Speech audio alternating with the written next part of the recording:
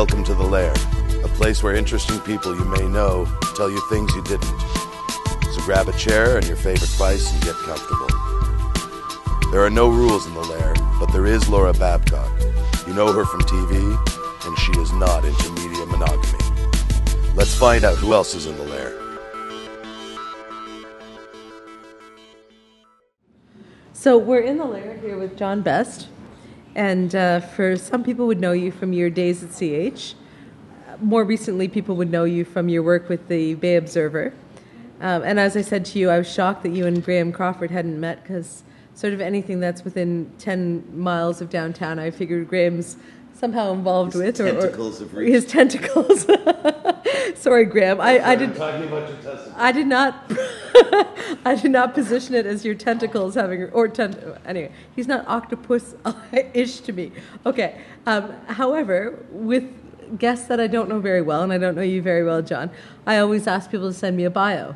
And of all the bios I've ever received, this bio shocked me. It did. Because I'm a bit of a wordy freak, as you are, Mike. Wait till you hear this bio, okay? The amount of negative or pejorative terms or expressions in this bio is fantastic. So when I read it out to the guests before we started, one of them, Jim Davis, said, "Did your ex-wife have access to your email?" Okay. And Rob said to him, "Did you write it?" And he said, "Yes, and I was sober." So here you go. You guys ready for this? This is the best intro I can give this gentleman. This was written by John Best. The last time John Best did any honest work was about 1975, when a university dropout. He worked in construction in London. In that year, he became a journalist. Sorry, my phone is going crazy here. He became a journalist of sorts, standing out as a radio newscaster in Woodstock, Ontario. After about 16 weeks, he moved to a rock station in London, working for about half of what he was earning in construction. After stops at radio stations in Montreal and Brantford, where he was news director, John was hired at CHTV in Hamilton, CHCH, as a reporter. A year later, by bizarre series of events, he was appointed to the position of news director. He managed the department for the next 15 years, increasing the number of hours in the news per week from 8 to over 30. John owns the distinction of hiring Matt Hayes and firing Dick Beddoes. Who remembers Dick Beddoes in the room? Shout out for Dick Beddoes. What was the dealio with Dick Beddoes? Always the hat. Half his head was blown off. Did he deserve to be fired, or was he crazy, or what? No comment. He's a draw? Okay. No. From the man who fired him. Clearly he deserved to be fired. Okay. Have some more wine, then we'll get to Dick Beddoes. Okay. In the late 1980s, John heard about T.B. McQuestion and became fascinated with his public works. My iPhone has definitely got issues here. It's ill. Okay. With public works. He produced an amateur. Remember, John Best wrote this. Okay, guys. John Best produced an amateurish documentary on McQuestion, which perversely was well received. From there, Best was encouraged to waste more time on the topic and published a book on McQuestion, deservedly losing about $5,000 of his own money in the vanity publication. Oh my God, you're either the most self-deprecating person I've ever met or the most insecure. I don't know what's going on here. We're going to find out. Okay, hold on. No amateur psychosis, please. Yeah, that's what I do. Okay. Terry thinks I want to run for politics. Really? I just want to analyze people. Okay. You know what? My phone's almost dying here. This is ridiculous. Someone who can fix an iPhone, give me a call. Honestly. Okay. The book is not boring. No, it's not. The book it continues to put you down. It's bizarre. The book has not been completely discredited. Foolish academics proving once again that all history is bunk. Also encourage Best to research and write. Oh my God, this phone is going to make me mental. Research and write a number of articles for the Dictionary of Hamilton. We're almost to the end here. In 1996, having survived about 5 ownership changes at CH in a period of 5 years, Best sensed that the gig was about up and resigned to start a public relations business, where he is proudly told, and I've memorized this line, I'm not reading it because my phone is crapping out on me, that he has not worked since then. Is that because you couldn't get gigs, or you don't think PR is real work, John? I don't think it's real. You don't think it's real, period? As in we live in a fantasy world? Absolutely. Okay, we'll talk about that. Okay. In 2008, Best induced... So, kind of a Rasputin, was it Rasputin kind of influence here? some hardworking citizens in backing the Bay Observer, a publication that feasts on the low-hanging fruit of Hamilton political follies. Academically, John failed grade 12 and dropped out to sell shoes for a year. He somehow talked his way back into grade 13. And either self-loathing or self-deprecation, I can't figure it out, guys. Or accurate. He somehow talked his way back into grade 13 and had a grade point average of 62.5%. So you obviously cared. Just enough to get into the University of Western Ontario, then as now, which is a Charnel House. Did you want to say Carnal? Charnel House, you spelled Charnel, of debauchery and drunkenness for mostly Toronto youth seeking to escape home for the first time. He dropped out of Western in 1967 to begin a 10-year career in construction, and if I can get my phone to give me one more second, in construction, and did not complete his degree until 1994. So, John, who introduces themselves that way? I don't know. John Best. The most honest guy in the room. So here's the thing, John. First of all, I want to talk to you about the Waterfront Trust because the Bay Observer has been doing some breaking news on that front. And actually, Lauren said, Laura, we got to be back on the air. We've got this major story going on in town. And I said, well, we're not on the O Show till September, but why not do a Lair cast? That's why we're here tonight. But then when you sent me your bio as background, I'm like, either it's funny, clearly. I was just pulling your chain. Did you write that just for me, or did you have that on file? No, I wrote it actually. I was invited to attend a salon at a home here, and they wanted me to talk about McQuestion. Was it your salon? No, but I would have been there had it not been out of the Because you're the salon guy. If you'd not been at Paris at a real salon, you would have been here. John and Patty's place, right? Yeah, right. So you guys would have met. You would have met prior to tonight. Okay. So I decided that, and I was asked kind of at the last minute to provide a biography, and I figured if I made it outrageous enough, nobody would read it because I hate sitting. And then you met me, who read it on the air. Yeah. I hate sitting, and if you're going to speak at an event, you know what it's like when people start reading your biography. Horrible. It's just horrible. So Horrible. I figured I'd make it as distasteful as possible, and perhaps it wouldn't get read. So you know what? You ingratiated me to you instantly when I read that because I thought either the guy hates himself or he's funny. So I'll go with funny. Yeah. But let me give you a little biography nightmare story, okay? All right. I was the moderator for a federal debate in Oakville. Yes. And it was one of those nights years ago, a summer election. The electricity, it was before a thunderstorm. It was like 100 degrees in this hall. Yeah. The thunderstorm was impending. There was this kind of jacked up energy in the room. And the woman who went up to introduce me had my sort of 3-paragraph bio, but got up there and read it in this pace, right? So it was 5 minutes in and we're still in the second sentence. You and overrode. The crowd is ready to kill her and me next. Yeah. And so I actually, for the first time in my life, walked up and said, I think they got the point. That's I'm quite enough, qualified. thank you. Let me go. Because her and I were not going to live. Yeah. There was so much animosity towards the candidates at that stage. It was during a particularly divisive election. I can't remember which one. But it was that moment where you felt like your bio, even though it was accurate and set up your credentials, was painful to listen to. It's the and kind at of that thing pace, that gives politics a bad name. oh my God, I wanted to shoot myself. I understood that the people in the room needed to know who I was to moderate the debate, but with that delivery, it felt too long. So when I read your bio, John, I thought, okay, this is funny. So now that we know that you've kind of tripped through all your successes and lauded all your failures, tell me first, before we get to the waterfront, 5 management changes, 5 years at CH. I remember when you guys were on TV and had your little party and the on-TV champagne bottles were in the recycling bin outside the station. The joke was, like, what's next year's recycling going to be? You guys went through a lot of turmoil. Yeah, the on-TV thing happened after I left.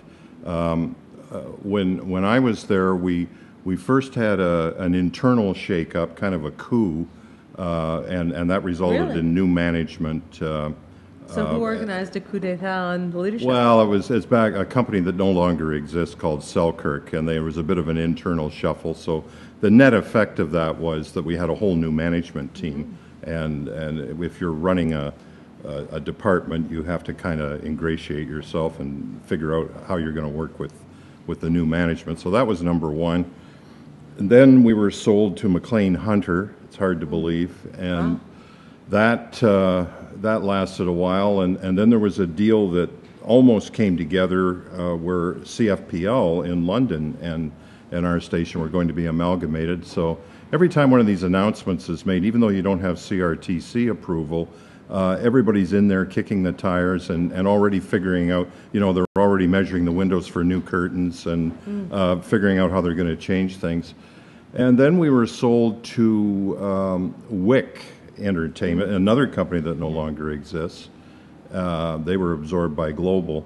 I left about 2 years after Wick took over, and about 2 years after that, Global came along and bought the station, and we all know what happened after. That's where I think some of the on-TV stuff was around. It wasn't Global, it was Wick that had the on-TV idea, which... Well, what was it like working in what had been a fairly strong signal, stable, even, premier local station for years? What was it like working there when all of this chaos ensued? It was challenging, but the nice thing about working in the news department is that you can kind of isolate yourself a little bit. You can focus on, if all else fails, focus on today's news. So you could kind of lose yourself a little bit, but being the manager of the department, of course, I was aware of all the turmoil that was going on around us, and I appeared before the CRTC. I don't know. There's a strange thing that goes on in broadcasting. When your station is sold, your key people have to appear in front of the CRTC and tell the CRTC why this is a good move. Wow. So it's you're almost sort of blindfolded and frog marched into Hull. So how can a news person do that after being anti-frog marching as a principal? Usually, the other nice thing about the CRTC is that when these sales go through, typically the buyer has to put up usually a fairly large sum of money to fund what they call public benefits, and typically a lot of that goes into news. So you're supportive of so the moves, you're going to get a new microwave truck, right.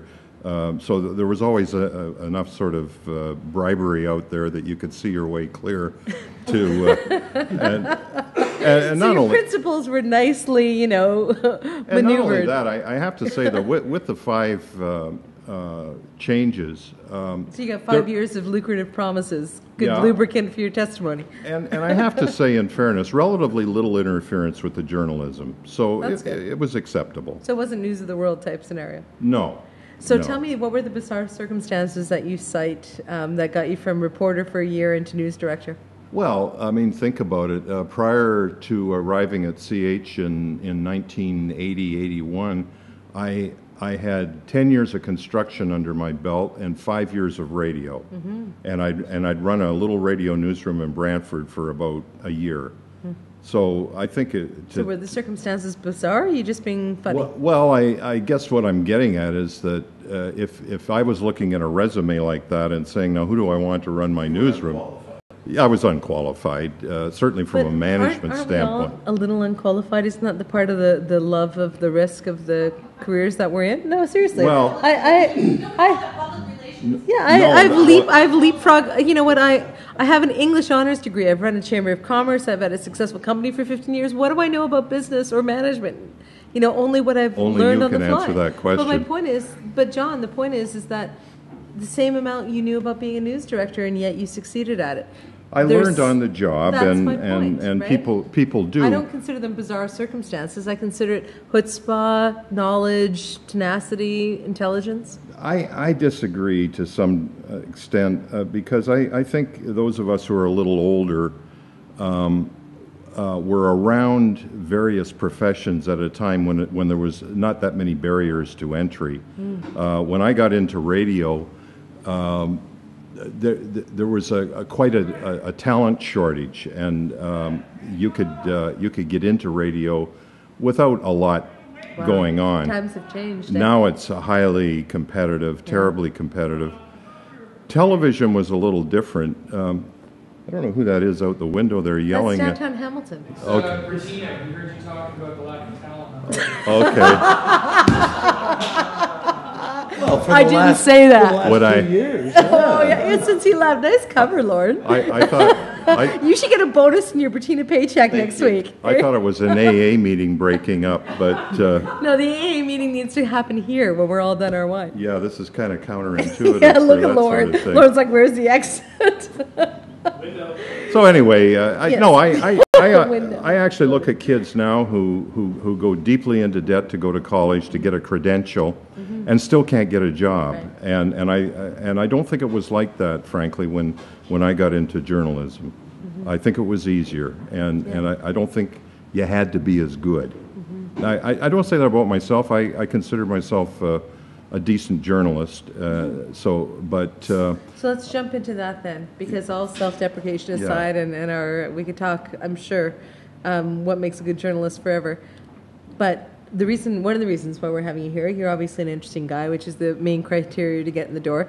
But it's also because we have a situation in Hamilton where one of the jewels, I think the emerging jewels of our city, the waterfront, has come under some scrutiny, and your paper, the Bay Observer, has been leading that charge. And if you were just the editor of some fringe newspaper, it might be one thing, but given your credentials in the news business, in broadcast, when you say that there's something amiss going on or something that at least merits questioning and investigation, I want to hear about it directly from you as a source. And even though we're supposed to be on a summer hiatus for the Lair cast, when Lauren said we really need to talk about the Waterfront Trust now, we were happy to do tonight's podcast. So tell me if you can, I won't interrupt you, what's the deal? What's going on? well, first of all, the amenities all along the waterfront are fabulous, and I take my grandchildren down there, and we enjoy it, and it's wonderful. They've done a great job, but Is that safe since these articles have come out? No. Yeah, for him? I've said that all the way through. you but- don't- Meant for you, not for us. See, No, I said I wouldn't interrupt you, Oh, but I Lauren see. did. But, Is it safe for me to but now that you've interrupted him, just to prepare for tonight, because I didn't want to be a total ass talking about the waterfront and not having experienced those same amenities, took my kids on the boat, took them on the trolley, took them to the Pier 4, took them near the Hyde. I wanted to do all of it, and everywhere I went, they talked about the Waterfront Trust and the investment, so I was impressed. Yeah. So let's pick it up from there. No, but I think my issue is, and there's nothing more boring, nothing that puts people to sleep faster than talking about governance. But the issue to me is we have an organization that was formed with public money. They were given $6.3 million. They were handed the most beautiful piece of landscape in the world, and we're told to go and do something In the nice world? with it. Well, Let's not overstate. You're a journalist here. I- It's not the best landscape in the world. Burlington's pretty. It's but probably not quite as nice as the French Riviera. I don't think so. But it's Not quite. it's close. Yeah, not really. But I'll take your point. Okay. Yeah, fabulous piece of real estate and say money it. to Hey, play guys. with. And Hey, Martinez, how you doing? frankly, they went into a kind of a news blackout for about 5 years. Right from the beginning, when the organization was founded, they were given a charter, and that charter said they had to share their financial information and any other information that the city might require. I just think it became kind of the personal fiefdom of, I'll say it, Councillor Collins and some of his people. I think the organization was set up with lack of transparency as being kind of the hallmark of the organization. They did build trails. They put some beautiful amenities in there. I would say roughly 2/3 of the waterfront trail system was in place before the Waterfront Trust got started. A lot of people kind of don't realize that if they haven't been around as long as some of us have. But I honestly believe that there has been some financial mismanagement. I think there's been some risk management issues that were not fully exposed to the public. I think that it could have been done in a way that didn't break down the whole system. What I'm really getting at is I think that there are people on city staff who take their orders from individual councilors to make things happen, with regard to the Waterfront Trust. And I just think that's a bad system. I believe in you set up structures and you have a chain of command, you have a authority, and I think the Waterfront Trust has been a corrosive influence on the way our city is managed. Wow. Okay, so are you okay? No, not nearly as scathing as it needs to get to. Are you comfortable with me as a newsman throwing out allegations that I've heard, and you can debunk them or educate on them or say you don't know what they're about? Yeah. Okay. So the first one is that I heard that Chad Collins made a quick exit from the Waterfront Trust strategically when there was knowledge floated out there that some of this was going to come out. Do you have anything that indicates that his exit from the trust was timely because of this? No, I don't. And he did leave in late 20. He left. He announced he was departing either just before or just after the 2010 election. And yes, we had done a story in 2008 that was very broad in its context. We simply said, who's running the place? Why is there this shroud of secrecy around it? And shortly after that, they released 5 years of financials, their first 5 years. I think that he left because they had basically spent the $6 million that they had. The trail system was largely complete, and there was nowhere to go. They were kind of at the end of really the purpose for which it had been established. So the next thing that I've heard, and again, these are all rumor allegations, but since you're working the story, if you can debunk them, let me know, is that you are being fed information from Peggy, your former staffer at the Bay Observer, on behalf of the mayor to discredit charters or the trust in some regard. That's absolutely untrue. Okay. Absolutely untrue. Okay, my next thing As a matter of fact, the last time I asked them for any information, and I'm talking about Peggy Chapman and the mayor's executive assistant, she told me that she couldn't answer, that she was not in a position to answer my question. So there's no agenda running? No there. agenda. There's no agenda. Okay. Well, there's an agenda to tell the story of the Waterfront Trust. Right. But it is not motivated by the mayor. So I've also heard that, and there's lots of these, I've also heard that there's a staffer who was part of the Waterfront Trust who's recently left, maybe disgruntled, who's feeding some of these allegations of mismanagement. Is there something like that? Well, I mean, we going all on? get stories from sources. Right. So clearly there was a source. Yeah. But you know what they say about disgruntled? There's two kinds of disgruntled former employees, ones that tell the truth and ones that lie. Right. And which do you have? I prefer the former. Is that the one you've got? Yeah. Okay. Okay. So there's a disgruntled employee who's leaking shit to the bins. Yeah, I know. I felt a Watergate moment there. Anybody else? Deep throats in the house. Okay. So. But there's lots of disgruntled former employees of that organization. Oh, so it's systemic, or what's going on that would cause a lot of disgruntled employees? Because when I took the boat tour and the trolley tour, all I heard was the Waterfront Trust. Yay! Well, you see, you've got two things, and really what that is it's a way of saying that the end justifies the means.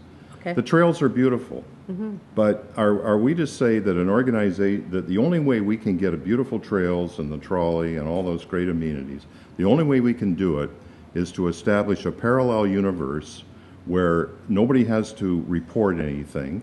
You can do what the hell you want. You can provide jobs for each other's kids. You can do all kinds of stuff.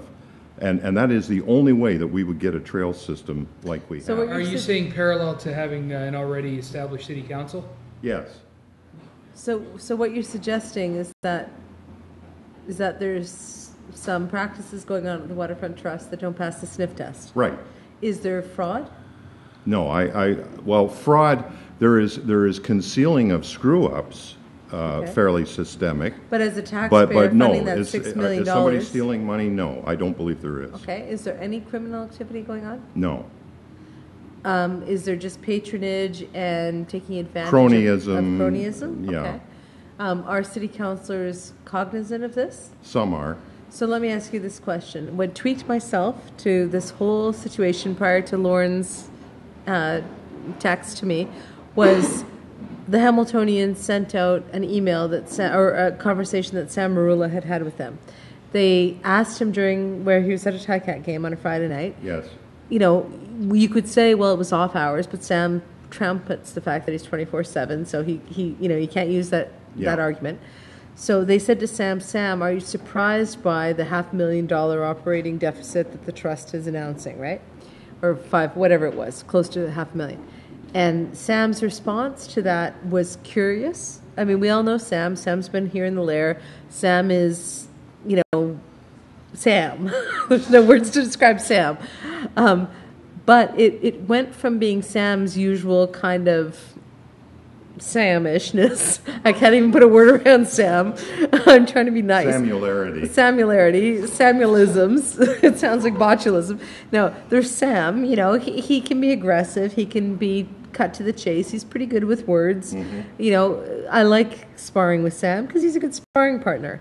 But it went from being a sparring to him as a city councillor, and I've said this to Sam directly on Twitter, mocking them, saying, ooh, the whole country's waiting for the Hamiltonian. Have you guys all read this exchange? Oh, who's the Hamiltonian? None of my constituents know who you are. Get credentials. Show up at city council and do a delegation. And everything I've seen from the Hamiltonian has been quite polite. I don't think that they overstep. They're not tabloid journalism by any stretch. They're not some blogger who's out with an agenda.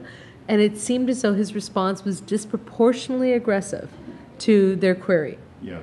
So that exchange, which you've since reprinted. Uncomfortably so. Yeah, it got pretty nasty.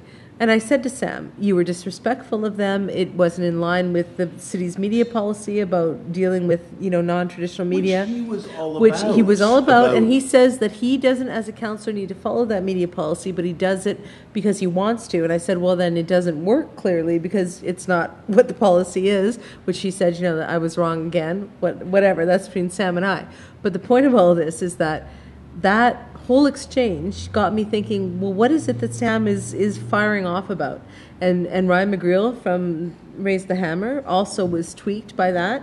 He wrote a very contextual piece about the whole saga of the waterfront, but you're kind of the guy at the center of this. You're the one who's been reporting this stuff. So I need to know, is there something beyond just cronyism and financial mismanagement? Is there something like we saw 10 years ago where there was actual, nefarious stuff going on at the waterfront? Or is this a lot to do about nothing? I don't understand, John. Where are we at?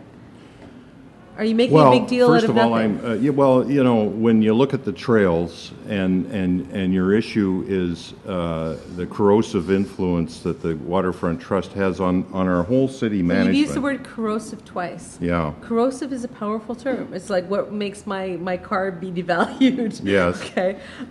So what? I have a BMW. I care. So what is it that's corrosive? Are you saying that there is a practice that's going on because the waterfront that's going to ruin the rest of city governance? Corrosive suggests that there's going to be this net effect. I think what you would have there are staffers at the city who, whether they're willing or otherwise, feel a greater need to satisfy the needs of the councillors who support the trust than they do to their own chain of command. Okay, so what is driving that deference? What's going on? Well, I think just more broadly, I think we have a community that has outgrown its city council. I think... And for our listening audience who can't watch this, he's wringing his hands, which in Body Language 101 suggests we're into something. I'm wringing them perhaps with glee, but no.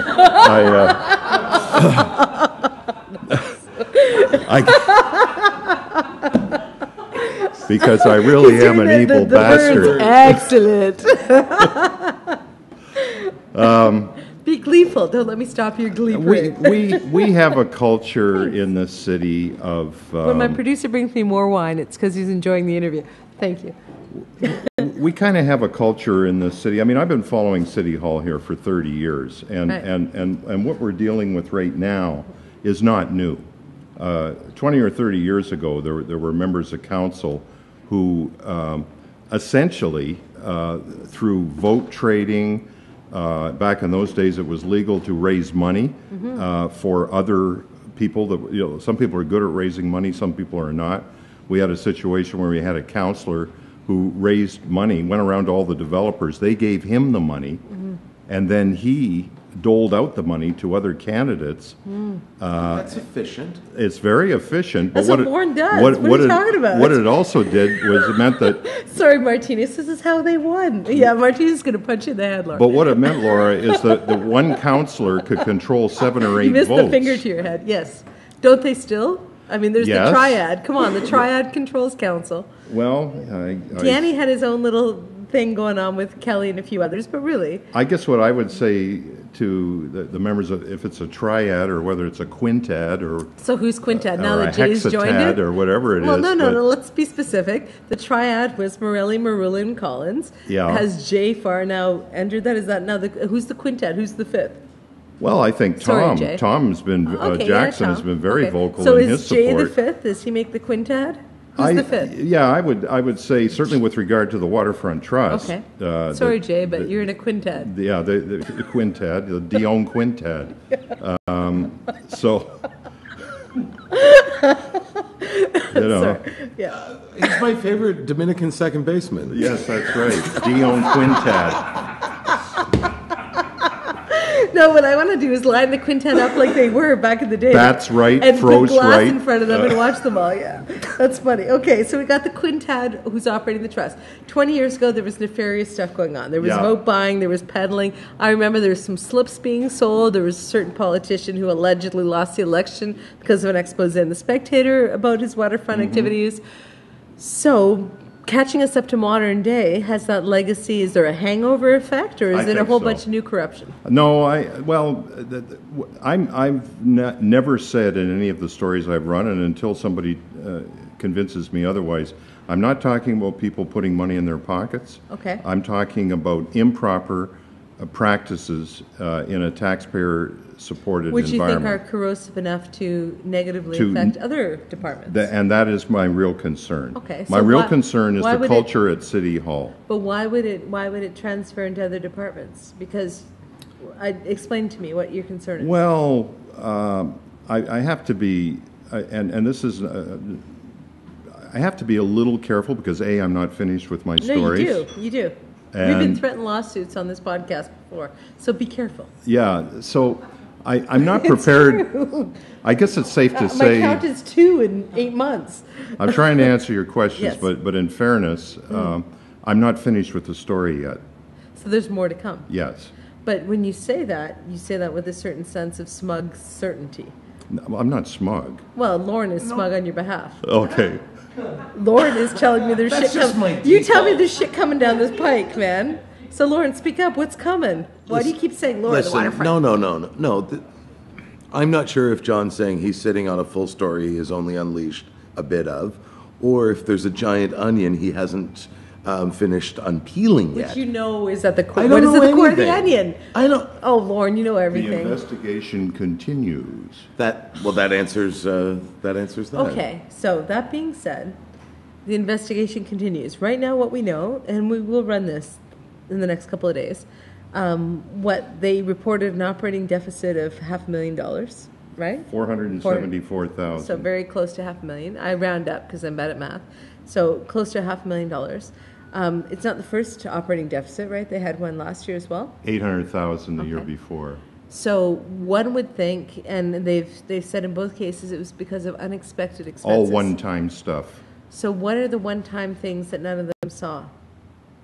Well, in the case of the 800,000, they had to pull the boat out of the water, as is required from time to time with a Is with this a Salida you're talking about? the one that they serve dinners on. Okay. The cruise ship. That cost $800,000 to pull it out of the No, water? but it cost a couple of $100,000. Okay. So that was a big piece Okay. of what happened. They had a negative ruling from Revenue Canada that cost them about $400,000 Okay, for so that GST. sounds legitimate. Yeah. So what's illegitimate about what they're doing? Other than hiring each other's kids, what is the big deal? Well, what's to glide over that? I mean, that's serious in a, that's... But if it's legitimate, a RevCan thing and a boat they had to take out of the water, it doesn't sound like there's anything inappropriate. Well, I'm just back challenging up this, and, guys. and 'cause summarize the story on the don't you $1 million guys- shitter don't that you was guys feel built. the frustration I feel? No, Like, but we're there's- not getting to the specific. Well, let's get to the yeah, specifics. like what you What's the have story? written of thus far. Give us the recap. Well, let's talk about the washroom. The washroom, and anybody here that knows anything about construction knows that there's kind of rules of thumb per square foot for various types Okay. of construction. This is a cement block building with 2 toilets in it and a little storage area at the back. Okay. It's about 900 square feet. $100 a square foot, irrespective of land, which they already owned, Right. is probably a reasonable number for a Or high. structure of that Right. type. They spent $258 million to build it, Million or 1,000? or 1,000, sorry. No problem. The wine does that to all of us. And then, but when it was ultimately presented to the city, Right. it was costed out at $681,000. And the reason for that, from what I can see, is that the project, and this we're talking about the strip that goes along, the trail that goes along the beach strip. Mm-hmm. That project came in at about $400,000 under budget. Okay. But when the bill was presented to the city for payment, they jacked it up to the full cost of what was budgeted for the project. And my view is that when you're talking about the public's money, Right. if a project comes in 400 grand under, we should all benefit from that. So, John, even when I ran a Chamber of Commerce, which was not the public money, it was members' Yeah. money, if there was something that we had overestimated the cost on and we had a recovery, Yes. I would not transfer it or hide it. I would have to disclose it to my board. Yes. So it's not just a public money fiduciary responsibility thing. It's a standard business thing. And I was being a little facetious earlier, saying I don't understand business. I have a bit of an acumen on it, and that stuff doesn't fly no matter whose money it is. No. So why does the Waterfront Trust do that? A, and why are they getting away with it? B, if they are. Well, I at this point, it's speculation on my part, but I think when you really look at the Waterfront Trust, it was established with $6.3 million worth of public money to enhance our trail system, to improve access to the water's And they edge, have. as That's great. they say, and they've done it. But I also think that they had a desire for it to become more than just a project-oriented body that Okay. did its work and So then you're saying that disbanded. in an effort for sustainability and raison d'être, they're mixing up the numbers to sustain themselves. They're trying to keep the thing going, So and the somebody who's got reality a is job they're there. out of money. So somebody who's got a job there wants to keep their job. Is that what you're saying? Absolutely. Okay. So when you said no one's lining their pockets, actually somebody would be if they're trying to perpetuate their own employment. Yeah, but I'm just being very cautious in terms of not implying theft or any of the kind of criminal activity. You're implying, and it's all alleged, that there are motives at play, which are not Yes. in the best interest of the taxpayers' money. Exactly. They're in the best interest of self-interest and Yeah. perpetuation of the organization. And not the least of which, I don't know how to quite put this without getting into trouble, but Please don't a get lot into of this goes back to. Now, you were around when amalgamation I occurred. was, yeah. That's when I moved to the city, pretty much. Okay, well, when amalgamation occurred, you basically had two bureaucracies. So, from ordinary workers' standpoint, there wasn't that much disruption. We needed all the workers we had, to drive the trucks, to mow the lawn, to do all that. But at the managerial level, we had two people for every position, essentially. And so there was a whole bunch of bloodletting when Doug Lychak came in here as city manager. But Doug came in like the hurricane that he was. Yeah. And council turfed him like the hurricane that he didn't like. Well, and Doug turfed some people that are now employees of the Waterfront Trust. Really? And one counselor who at this What's that? Bum, bum, bum. So there's a couple of unhappy campers. and one counselor who God, has it's like unveiling I feel like I'm playing Clue here. well. Do you know what actually Clue means? The word Clue? Word geek Mike, do you know? I never use it without the word, less but the word at the clue end. actually, yeah, we saw that in your bio. But the word clue actually means it came from the origins of mystery, or it came from the origins of actually a ball of yarn that you had to unravel and unravel and unravel, and that's where clue comes from. So when I say it feels like we're playing Clue, what's that? I didn't have a clue. What did it mean in that context? It meant that, What was the clue? yeah, the clue was you had to unravel forever to get to it. I guess the center of the ball of yarn. So my point is that this conversation, as much as I appreciate your caution, feels like I'm playing Clue. I'm trying to unravel this giant ball of yarn to see whether or not Perhaps John can tell us another story that has been reported Well, on. you clearly so that know you- what's going on. No, Lauren. I've read the paper. So that's all. prompt him, please. Can to you get to it. you please explain for us, John, the perhaps inappropriate link between the Waterfront Trust and the Conservation Authority? Well, Wow. yeah, there was an issue there. Alleged. No, I think this one was actually documented by one of their auditors. But I'm just saying alleged because I'm sick of getting threatened with lawsuits. if you go to 2000 to 2005, on the Conservation Authority at various times, you had Werner Plessel as a member of the Conservation Right. Authority. Chad Collins was a member of the authority through much of that period. Chris Firth-Eagland, who's a contractor for the Waterfront Trust, was chair of the Conservation Authority. So very close. Same Well, people, very same- close. yeah. And then the Conservation Authority commissions $3 million worth of work to be carried out by the Waterfront Trust, Okay. the Lakeland Pool. Now, did any of them declare conflict? I don't know. But that's kind of germane, right? Well, the point is that an auditor who audited the Waterfront Trust books made note of that. Said, this year, one of your contractors that's working for you is also chair of the Conservation Authority at a time when the Conservation Authority has given you $2.5 million worth of business. Should you not put a conflict of interest policy in place? Don't they have one? I don't know. Wow. I haven't seen any evidence that they do. But isn't that standard for... It should be. any board? Anytime you're spending public money, there should be. But even, again, back to the chamber. Yeah. We had a conflict of interest policy for our board Yeah. members. They declared on everything. You should. It's just good protection. Yeah, at a corporate level or at a public level, you're absolutely right. Conflict of interest is a big concern. It is a big concern. So it sounds as though the brouhaha all along the waterfront, I had to get that in at least once. Very nice. Thank you. Is a lot about less than professional, I don't know, Laura, behavior if I may, management of trust. I'm I'm just saying, it reading- doesn't sound like the explosive But- thing you promised. Oh, no, but add up the stories together. Okay. And it's a series that is ongoing. Uh-huh. It seems to be inferring, Yeah. at this point, a much bigger picture. Which is? Paint It's it for me, not- Lauren. It's not my story. If you want to look at, within isolation, of the city overpaid for 2 concrete shitters, and then even overpaid on paperwork for more, and just Okay. want to look at that. So who's making money off the overpayment on the concrete shitters is How would the I know? question. Ask John. Well, Who's getting- there's who's getting the there's extra? different. And I think what I was getting at in my earlier discussion about people losing By the way, it sounds positions. very painful, concrete shitter, I just have to say. Sorry.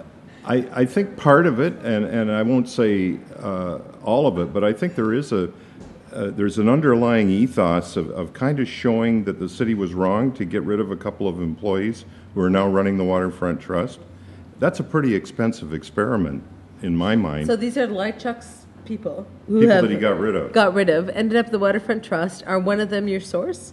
No. Or is this the disgruntled guy Are you who left? kidding? Or a woman who left? The other way around. Yeah, so these are the diehards. It's the disgruntled who left. So what it sounds like, if I can kind of try to carve through the murk here, is that there are some diehard believers who are there who drove out the people who want to tell the truth about the waterfront, who came to you, but all of it, the mass of it sounds like just a culture of cronyism, too close to council. Sleazy, cronyism. Okay, but nothing illegal, nothing overtly nefarious. And I'm not trying to belittle sleazy John's not cronyism. going to say that unless he can prove that. Right. So is there proof coming? Or is this... There may be. As I say, it's a work in progress. But you know, Lord, I don't know anything. I can barely read. You told me a year ago that this shit was going to come down the pike, and you didn't put it... Because I have psychic powers. No, it's because you have sources, and you told me... you're like, the way that Lauren talks... The way that Lauren talks about it, John, is that you're slowly discovering what he's known for a year and a half. Well, we all know Lauren's an expert of public toilets. Isn't that where we met? Oh! He just George Michael'd you. I had no idea your mouth was so soft. Have you seen his lips? They're big and fluffy. Come on. I'm assuming that's not. Sorry, John. I'm assuming that's not going to be part of the Of course final. it will. We don't edit this. I wish actually. to disassociate myself from those It remarks. has been formally noted on the record, but I have to tell you, we didn't get you to sign the disclaimer or the disclosure, but at the end of the day, John, we don't edit the Laircast for content. Yes, please, go, Graham. John, to what extent do you think present and past board members are accountable for the kinds of issues that you're talking about? I'm starting to come to the conclusion that there was kind of a two-tier system, and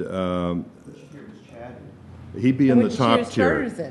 He'd be in the tier that I think would have access to whatever information he required. What about Bob Charters? I don't know. I don't want to speculate about charters. But you're certain about Charters? Board members. I think some of them were not given full details, and I have some evidence of that.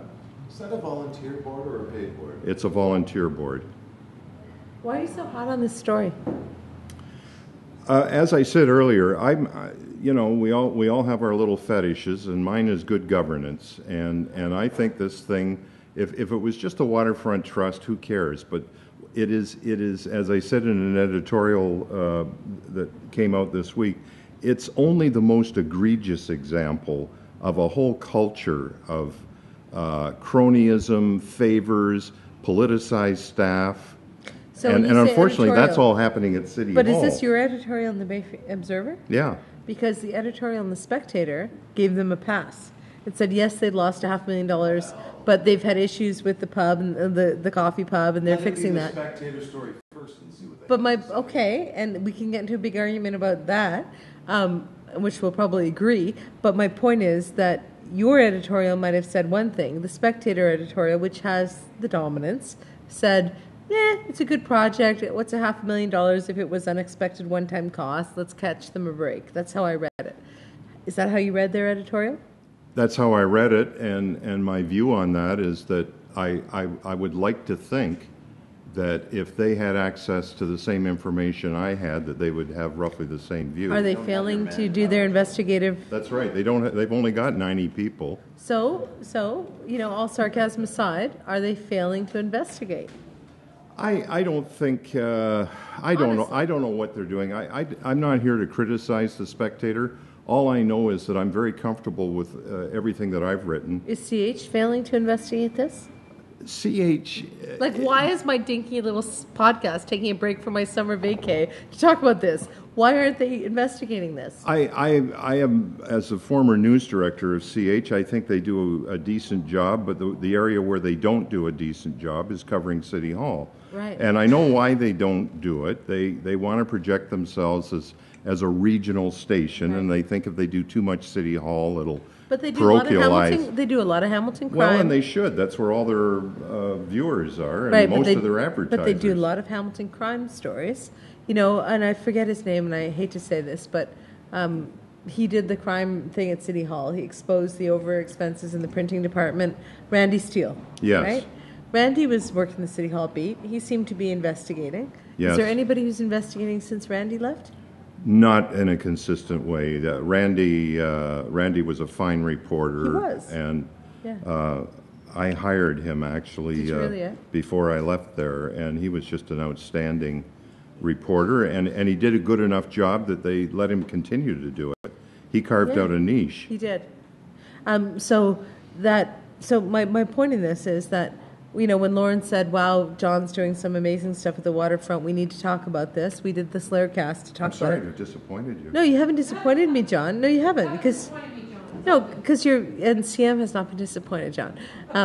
It's not that you're disappointing me. I have no dog in this hunt. Yeah. Honestly, I don't care, except for if there is something that is taking my taxpayers' dollars and lining someone's pocket illegally or fraudulently or nefariously, or there's something going on that is worthy of the kind of rhetoric that I've been hearing from Lauren, then I want to know what it is. And I wish that CH was on top of this, or the Spec was on top of this. I'd be drinking in my backyard, no offense to anybody. But it doesn't sound like they are, and I don't understand why not. Well, I mean, that opens up a whole other discussion about the way the media has changed in the last 20 years. He took the bait. Woo-hoo. It was, after all, the Spectator that did the original series of stories about Henry Merling. Right. Whose counselor's name I didn't mention. That got them into a lawsuit, and somebody told me that lawsuit isn't settled, so I don't think we should discuss it in any great detail, but that was the kind of work they did 20 years ago. Now they investigate poverty using public records and call that investigative reporting. So is this your niche as the Bay Observer? Lauren, comment. The two of you shared a little eye glance. It was like watching a spaghetti western. No, but from the Spec's perspective, maybe the story is $500,000, $500,000 wasted at the Waterfront Trust could provide X amount of breakfasts at Dr. Davies School. There's a headline that's spec-worthy. When I got back into journalism 4 years ago, I was in public relations and consulting for approximately 15 years after I left television. The career you said you didn't work at, yeah, or was not real. But when I got back into it, and my family likes the money it provides. I think it's kind of real, but whatever. It's legal. Maybe we do it differently, John. I'm just saying. Wow. Legal and ethical from where I come from. Hey, prostitution's legal in this province, too. Exactly. That's true. I hardly consider myself a prostitute. And what better public relation is there than that? And don't get caught. I think maybe John and I operate differently, our businesses, but I digress. Go ahead. There has been a huge change in the way the news media operate now. Mm-hmm. I find a whole bunch of things that are different from when I worked in it up until '96. Have you seen Newsroom on HBO? Oh, yeah. Oh, isn't it fantastic? It is. It's a little over the top. It's a little dramatic, but does it warm the cockles of your truth-telling heart, or I what? find myself paying attention after I get over Jeff Daniels' histrionics. And no, but you go to the 30 minutes, past the preachiness, when they get into the real news stories. Yeah, it's doesn't not it bad. fire you up? It's pretty good, eh? Well, it's, yeah. His opening rant on why America's not the best country on earth anymore is something I've shown every guest to a dinner party in my house in the last 2 months. It's left me wanting, because what Jeff Daniels didn't answer for me is who's better than America. Who's what? Who's better? He cites it. Canada is the first name that pops up on his list. Wow. No, have you watched it? Did you watch the opening I've watched rant? every moment of all of it. The Newsroom rocks. And but here's, Sorkin's got an agenda. So he does, but a very well articulated, very Absolutely. timely, very necessary agenda. It is the best written show on television Is it not? since the Gilmore Girls. Hooray. No. Since... The dialogue in that show is amazing. No. Since the West Wing, thank you very much. No.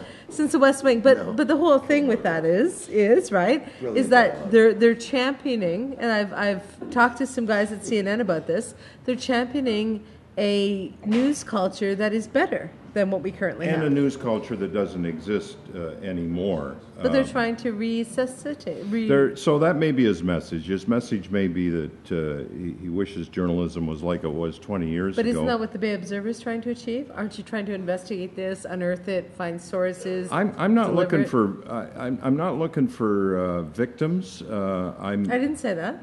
I said you're looking for sources and truth, and you're willing to invest in the long haul. Well, and when you're a monthly, I mean, two things. You can't cover news the same way the other guys do because they are on a 24-hour news cycle. Mm-hmm. But so you should spend a little more time thinking about what you're doing, and you do have that luxury of having a bit of perspective. And is this putting the Observer on the map, this story? I don't know. I mean, my circulation is, I'm a controlled circulation paper, And so what's your circulation? it's about 30,000. What's the urbanicity circulation? 10. 10,000? Okay. So what's making the Bay Observer, because I'll be honest with you, John, I've read urbanicity, I haven't read yours. Is it a target market that I don't live in that geographic area? What's the appeal of the Observer? We went to every house on your block and skipped yours. No, I I'm moved. just kidding. I moved on you, Johnny. That's Or it. skip me. It's all good. No. But what's your We're target targeting market? Burlington too, though. Yeah, the Bay is I'm both targeting. sides. This is what I'm asking. Right. Is it Some of people who are, because Burlington. I live on the mountain. So is it Bay geographic people who care or what? No, it's quite frankly, it's income. Okay. We I don't make enough. Well, I don't know whether you do or not, but we're PR is not a real business, when John, so you're- clearly I don't make enough. when your circulation is limited to 30,000 in a community of almost 200,000 homes. What is the income of your average consumer? 100,000 household income. So we should be getting to you. You should be, that's right. But they're targeting neighborhoods. Unless there's a cutoff and I'm above it, I don't know. You can't have a subscription to it, or? Oh yeah, you can have a subscription to it. So you cater to people who are wealthy, educated, involved, and care about conservancy, etc.? But Yeah. that's the advertising niche, not the news reporting That's niche. what I'm wondering.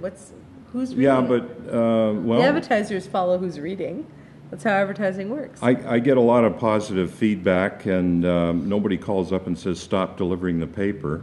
Okay. So So you've got your niche market, we're which sup- is we're all of what pretty well the supported. demographics. I just gave you the demographic, psychographic, geographic breakdown of your paper, Yeah. which is admirable. I'm glad you're making good business out of it. Is this putting you on the map though with the rest of the community? Is this something that nobody else is covering? To get back to my original point. I am constantly trying to cover things that I think are important that are not getting covered. So in that sense, yes.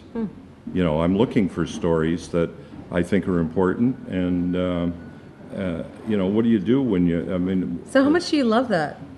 How much do you love that? Being unfettered by corporate interests, by managerial takeovers, by not having to go to the CRTC and bullshit something because you're getting a new microwave best truck. gig I ever Best had. gig, hey? Yeah. Because you get to do whatever you want, which is kind of like what I do. But is you still have don't to care. play by the rules. I mean, there are rules in the game that, and that's my one of my shocks coming back into journalism after a long absence is how much the game has changed How? in terms of the rules. How? What Well, have been the real first of changes? all, what you have, I mean, you've got, and I won't criticize the Spectator because they're the same as every other paper, but here you have a paper that if you want a printed letter to the editor, you have to give them your name, your address, and it's got to be published, and yet you can put the most horrible Yeah. crap on a blog and anonymously Or the comments and say paper. terrible. Yeah. That's what I'm talking Yeah. about is the comments. Yeah. Say terrible things, and you try to put that under the roof of one newsroom. I don't think it works. I'll give you an example. A while back, my name popped up in the Spectator in a I forget what the story was now, but essentially they had it wrong. So I contacted the reporter to point out the error. And it was all very cordial. There was no, you know, because I ran a newsroom and stuff happens. People make mistakes. But her comment to me was very disturbing because she said, well, because it was only going on the blog, I didn't think I needed to call you for confirmation. Wow. And I thought, you know, here's somebody that's gone to journalism school. I don't think you get a job at the Spec or any daily newspaper without having because there's so many people that have credentials. Don't get me talking about journalism school, John. It'll make you sad. Yeah, but I found that a bit disturbing that somebody who was an actual qualified journalist would see the web as allowing them to break the rules that they have to adhere to on print. Because we talked earlier about the Hamiltonian and how they're very appropriate in the way Extremely they polite. I think so. So when they had someone submitted something, I think to their comment section about something Lauren and I said on the O Show, they emailed me about it to get my take on it. To get essentially they're sourcing it out a response. Yes. They could have just run the comment without Yeah. checking it, but they wanted to check it. And so it was about the Waterfront Trust. And let me just dial back to that one more question for you. it said in it that someone alleged that Tom Jackson was part owner of one of the new restaurants at the Discovery Center. Is that a fact? No, I don't believe it is. And in fact, a friend of mine sent the Hamiltonian a note and said that story is completely untrue and you should pull it off your web. But they checked with and me. be They more checked our careful. comments, right? Like they were trying to do their job. This is the point of the comment you made about user comments. Yeah. So somebody with no clue. Didn't have a clue. Who sort of read somewhere that Tom is on the Waterfront Trust board and they're building restaurants, doesn't know what the trust is or what a board is, Yeah. and restaurants, affiliated Tom is owning the restaurants. He typed it, and now we're discussing an alleged story. We're discussing It a might as well be non-fact. aliens. But the point is that John and I and yourself, but we've both done journalism Right, but- professionally. We're couching it in that language. It was alleged. It was something that came up. I'm asking him to verify or debunk it. We're not accepting it as a truth or a fait accompli. Of course. Now, And if- will people hear this and go, "Ooh, conspiracy! Jackson's and that behind guy, the restaurant"? and Possibly. that guy. Well, I don't believe it. So, you know, I mean, But I'm just saying, with those comments, what my point I'm making here is, I'm like you.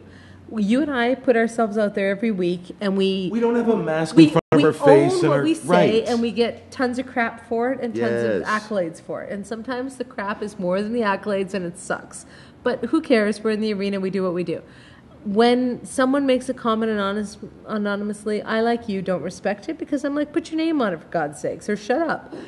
However, having said that, when somebody did post this comment, the Hamiltonian did approach me as a source, and I did respond, and I asked you about it, and you did respond. So all you can do from a journalistic perspective is to vet it, to debunk it, or to affirm it, and then you're done. We're not perpetuating the allegation. We're simply dealing with it. No, and I didn't suggest that And we if the are. guy's I getting just- traction out of it, well, then that's the way the world works. But it doesn't mean that we're giving it credence by talking about And it. I didn't suggest that, but I think now that everybody has a similarly strong voice. Those on TV still have a stronger voice. Right. Those with a daily paper are stronger than those with a monthly. Right. But any retard with a computer Right. has a voice, whether they're qualified or yes. not. yeah. Yeah, but I don't fear that. I mean, who cares if the world's being democratized? Let them talk. At the end of the day, people are still going to look for people who have more knowledge to vet. They're still going to apply filters to the information that they take in. And I appreciate You know? your But to me, hopefulness, it's technology-assisted cowardice is really what Yeah, it is. I don't These disagree. people are just trolls. They're just beneath any serious consideration. Or, John, let me just throw the opposing view on that here. They are people who in the past had no method to express themselves. Now they are expressing themselves under the auspices of anonymity, but at least they have an ability to talk. Okay? Now, should newspapers and the Chicago Tribune and others have really struggled with this, should they run anonymous posts? They're really struggling with that because you're right. You run a news story, it's well researched, it's well vetted. We've all been through that process. Everything I did at CBC had to go through several producers and the legal team, etc. It's a lot of work, it's a lot of effort, it's a lot of intelligence. So it's a shame that someone can follow it up immediately with some completely outrageous comment. It's a real struggle. But I kind of look at it and say, these people before had no ability to be heard, so I'm not going to begrudge them that. I'm not going to call them whatever you just called them. I think that, you know what, maybe the news media needs to say these comments are unvetted, unsupported, and completely, without confirmation, and put that caveat in front of it, and then let them run it. But I kind of like that people have the ability now to be heard. I really do. Well, I'm not one for any kind of censorship, but But you just called them a whole bunch of names. Well, because we live in an uncensored world, and I'm entitled to do that. But You are, but is it fair? yes, it is fair. It's absolutely fair to denigrate those people.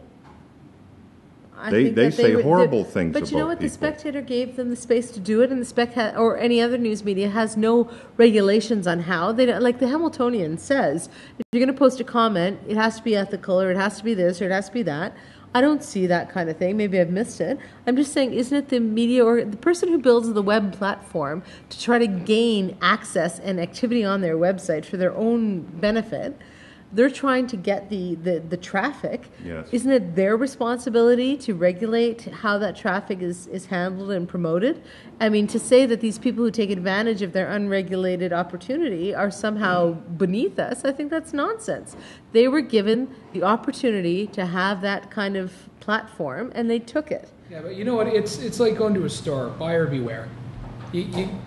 It's got to be the person who's reading it. It's got to make the Right, judgment. I think so. But I'm not going to call them names because I wish they'd put their name behind what they say, like I do and Lauren does and you do. I'd let them publish. But I'm not going to denigrate them because they're taking advantage of the Spectator trying to get web traffic. I'm a libertarian, so they can say what they want, but I'm free to criticize them. You are, but the Spectator or any other media that gives these comment sections to their stories and doesn't regulate or censor them according to certain established criteria are the ones who are responsible, not the Joe who feels like suddenly they can be heard by a big audience. Oh, I agree with that, and I thought so. my It's a compelling difficulty is how can you have two sets of journalistic rules, and unfortunately, it's not just that you have two set of rules. It'd be one thing if you had a huge firewall between the paper and the online, but the reality is you have some of the people that are reporting are also tweeting. Yeah.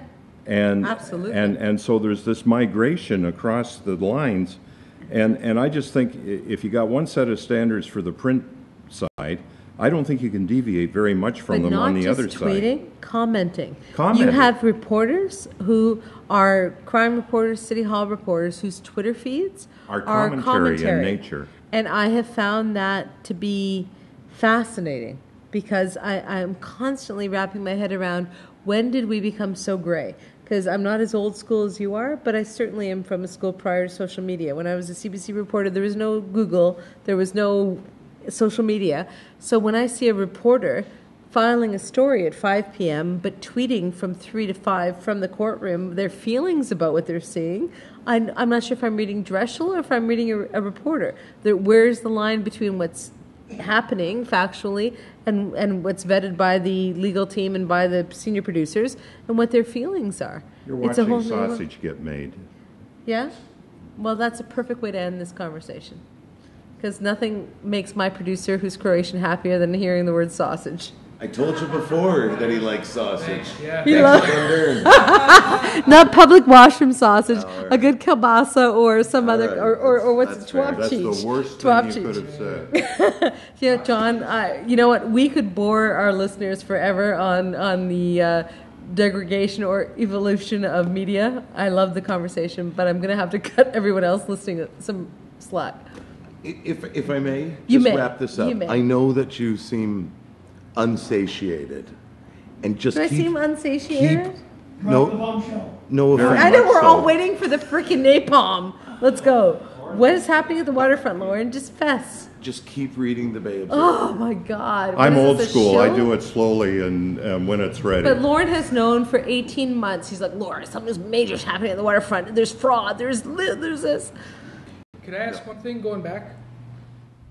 Did they have anything to do with the outcome of Ivor Wynn? We're talking about Mac and Ivory. Lauren or John? No. I'm saying you asked Lauren or No, John? not as far as other than their individual votes as counselors, but I'm not aware of any connection. They don't have any say in what happens on the water in that capacity. The trust is Well, very defined. It's not. Chad it's Collins not up there. kiboshed Confederation Park, so to that degree, but I see no connection between the work of the trust and what's going See, on at because Ivor some Wynn. would say, and good point, thank you, Rob, some would say that the whole Confederation Park kibosh was because of other vested interests in developing the land for other purposes. Hence, don't put a stadium there, we've got other things in the work. True, false, Who knows? crazy. Are you going to investigate it? Not yet. I'm busy with Because this right now other you're our story. Batman of truth, man. I'm busy with this other I saw story. in the 6 o'clock news that the waterfront stadium lands are being developed by me as a hotel. Okay, can we talk about that? No. Can we? No. No? Because that hotel thing was a whole surprise for the whole city. Yeah, You got well- front page mention and A3 mention, dude. And just- That's a big day for Lauren Lieberman. Oh, yeah. Save it for the O show. Oh, yeah. We can't wait till September. You gotta have us far on. off. Yeah. So, yeah, Alora Cass what? Lair sequel. I'm just saying that our producer for the O Show is telling Lauren he can't talk about HECFI until September. By then, the deal will be done. It will be. Right now, September 17th. September 17th. We'll be on the air before then. We can still squeeze 2 weeks out of predictions out of Lauren. Perfect. It's all good. And the Opinion Fest on August 20th. And if I can clarify, Please do. I don't know anything. You know People, nothing. no, Laura. No one tells people, you shit. people piss in my ear, and I move it to you. Yes, you That's do. all. That And doesn't mean I know anything. And I authentically try to find real truth, Which is why we're here. which is why you still know more. I am but- just a conduit. Lauren, you are many things. A conduit is not the word I would use. He's not a connector. No, he's not a connector. You are not Gladwell's connector.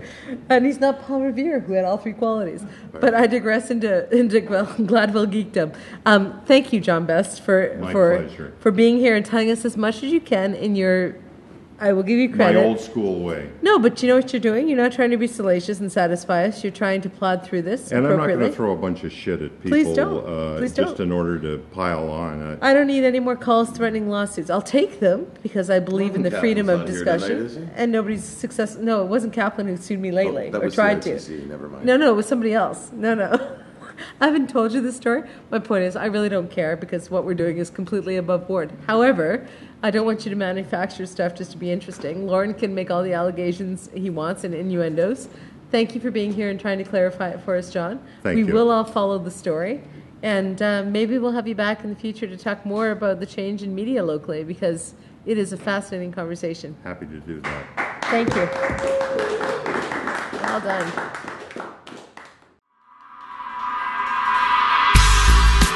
Chats in the Lair is a Power Group production. Visit us at powergroup.ca or laircast.com or check us out on Facebook and follow us on Twitter.